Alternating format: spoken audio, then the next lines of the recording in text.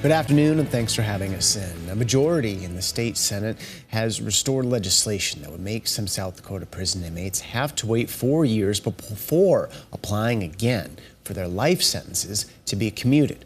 Currently, state law allows inmates to petition every year for commutations. The legislation requesting inmates wait 4 years after the first hearing is supported by both South Dakota Governor Kristi Noem and Attorney General Marty Jackley. An amendment was introduced that would let the parole board decide how long inmates serving life sentences for violent crimes must wait before applying again. The time would range between 1 and 4 years. If you'd like to know more about this bill, find it linked under this report on KELOLAND.com.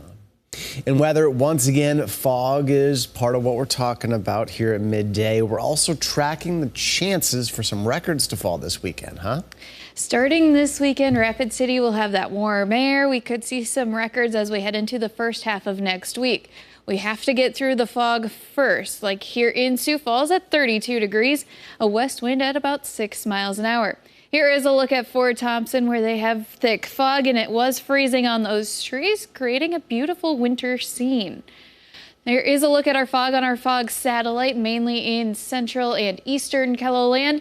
And we did have a fog advisory in place for these areas with the extremely low visibility, down to about 1/6 of a mile in Chamberlain, 3/4 of a mile in Aberdeen, 1/2 mile in Watertown, 1 mile in Brookings. We do still have a dense fog advisory for this afternoon in those areas in gray, for those visibilities dropping under 1/4 mile. 32 right now in Yankton, 30 in Brookings, 32 in Sisseton, 24 in Mobridge. A little bit warmer in western South Dakota, where they have sunshine, 39 right now in Phillip and in Custer. Our winds are very light, upwards of 10 miles an hour. Those winds are going to stay light as we head through tonight, tomorrow, and even on Sunday. So for today, thicker clouds, light winds, those areas of fog continuing. Our temperatures are above normal.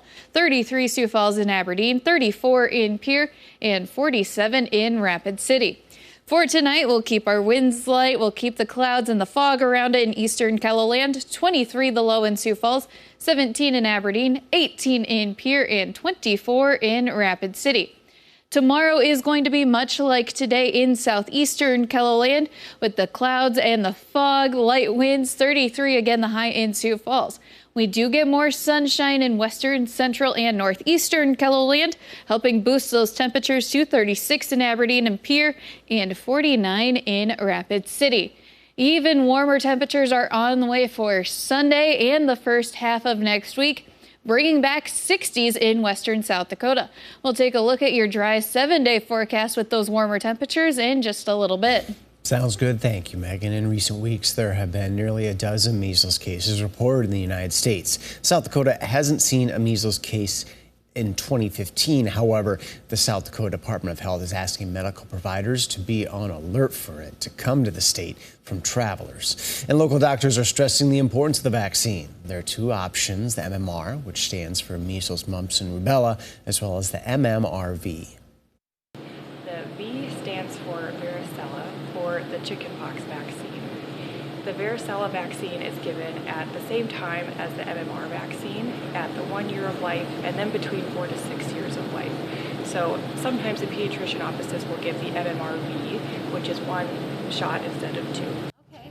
I finished my... Coming up tonight on KELOLAND News, Lauren Solik sits down with Dr. Margot Free at Stanford Health to learn more about the measles disease, how it's highly contagious, and why the vaccine is so important. Some of Alaska Airlines' Boeing 737 MAX 9 jets will return to service this afternoon after a door panel on an Alaska jet blew off in mid-flight 3 weeks ago. The FAA grounded all MAX 9s in the U.S. after the incident. Inspections found other planes had loose bolts, too. Chris Van Cleve reports. This morning, the 737 MAX 9 is ready to fly again. Alaska Airlines is just hours away from its first passenger flight since the planes were grounded in the aftermath of this terrifying scene. A door panel blew out during Flight 1282, leaving a gaping hole. My goal is to get the airline back to full schedule and give them the Alaska Airlines they know and love so well, which is a safe and reliable airline. NTSB investigators will return to Boeing's 737 MAX plant today as another team in Washington continues a forensic examination of the door panel that blew out, trying to determine if the 4 bolts that should have held the door in place were installed. That work happening as questions swirl over anonymous posts purportedly from a current Boeing employee and a detailed report in the Air Current alleging during final production, Boeing accessed the door panel that eventually blew off in order to make repairs to the fuselage. Boeing declined to comment, but if that work occurred, those bolts would have had to been removed. After the blowout, they remain unaccounted for. It was open, but it was never clear if the door was closed and closed sufficiently with the bolts put back. And that seems to be one of the key moments in all of this in terms of understanding where the failure was. A rare sight Thursday, the 737 production line halted as part of a day-long safety stand-down to allow workers to focus on improving quality control. We, the Boeing company, are under a tremendous amount of scrutiny, and what I will say is rightly so. Alaska and United Airlines anticipate inspections on their MAX 9 fleets to take a matter of days, but winning back the public's trust may not be as fast. There will be some people who will choose not to fly on the 737 MAX 9. I think that consumer concerns will go away in a month, if not less, if we see the 737 MAX 9 operating as it should. Now, each plane has to be individually inspected, so return to service for Alaska and United will be gradual.